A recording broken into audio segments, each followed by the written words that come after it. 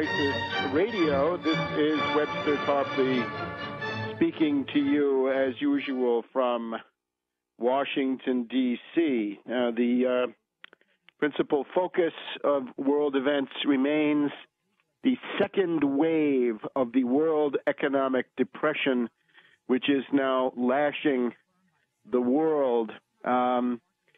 And in particular, this week it has taken the form of the beginnings of fear. Some might even say elements of panic creeping into various markets, as they're called, around the world, various places where speculators and parasites, high-frequency traders, hedge fund operators gather. They're now getting frightened about the status of their looting rate and, above all, their ability to prop up the $1.5 quadrillion derivatives bubble. And we've seen various symptoms this week. In particular, we would point to the collapse of the stock of Citibank, one of the largest zombie banks and the most zombified of all the large banks. The shares of Citibank on Wednesday, I guess it was, took a dive of 17% within 5 or 10 minutes, and the stock had to be halted. And there was a whiff of panic on the New York Stock Exchange. Now, immediately they say this was because of an error. This was some kind of fat-fingered. The story's now fat-finger, or they're publicizing a drunken trader story, not so much on this, but in general. And then the stock was halted, and by the time it restarted, it had gained back 8 or 9% of what it had lost. But the Citibank stock that day still closed down 7%. This indicates that we are skating now on a terrain where catastrophic events may loom. And I would pose the main question of economic analysis. Are we near the point where the bottom falls out?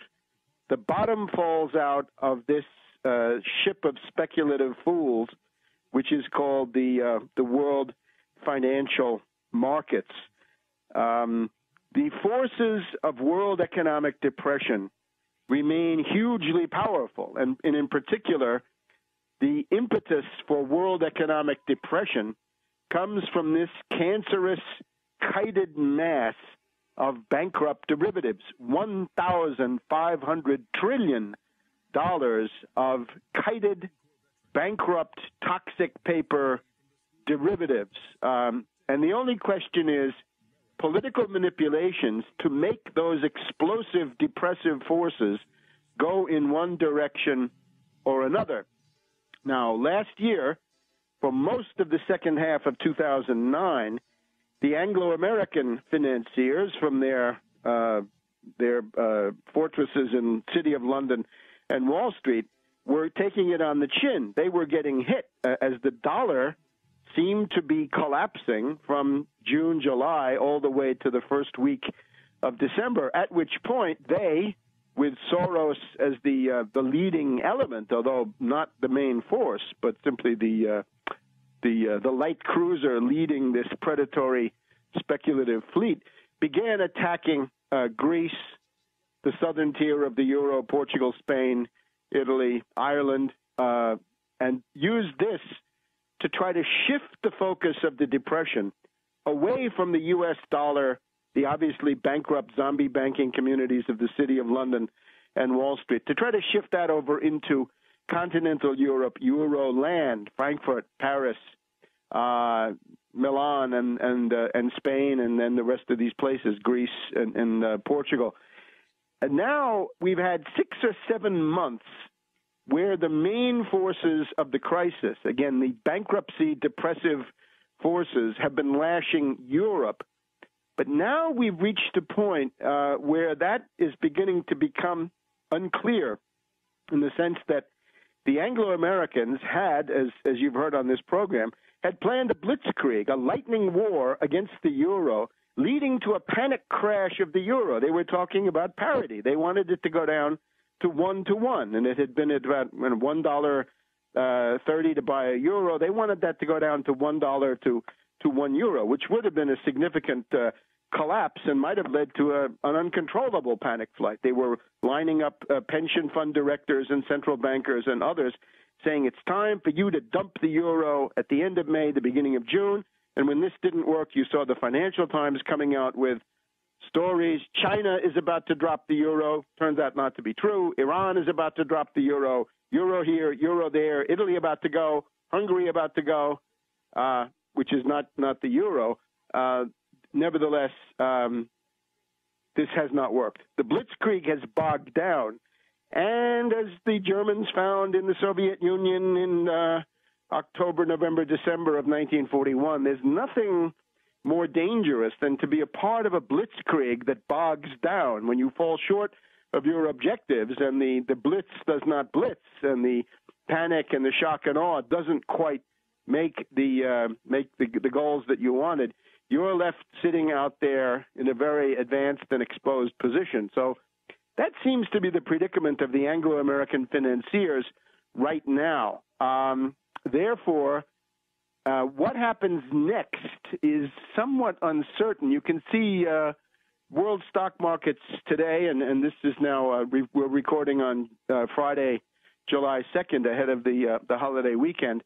They're mixed. It's not clear which way it goes. However, we can say the following. Compared to the dollar, the euro is strengthening.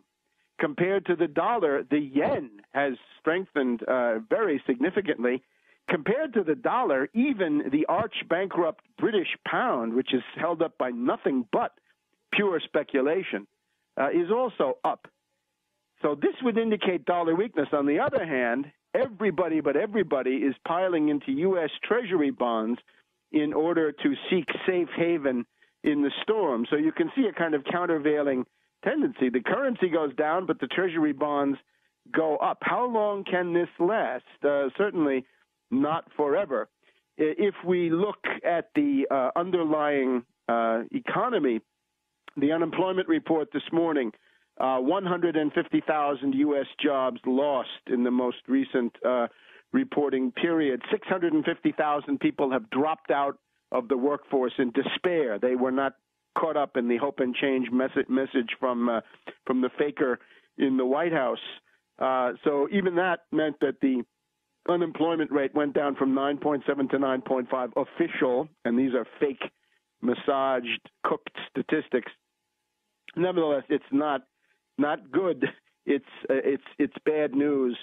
Ultimately, it's bad news politically for Obama. So the question is, when does all of this explosive force of bankruptcy and insolvency and the need to find loot to prop up this 1.5 quadrillion, it essentially requires that whole sectors of the world economy be thrown in to the meat grinder in order to produce the kind of income, the kind of short-term predatory looting that would be needed to prop up the Anglo-American derivatives bubble, because most of it is in the Anglo-American sector, although not all. We're looking at the Kerviel trial, right, with this Jérôme Kerviel of Société Générale, and you can see what kinds of speculative chicanery goes on also in Euroland.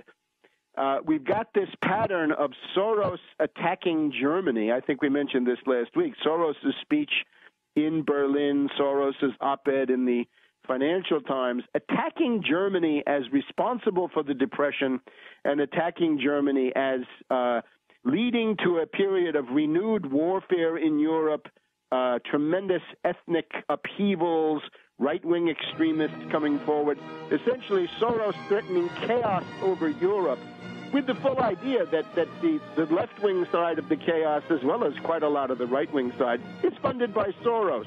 And we'll get back to that in just a minute.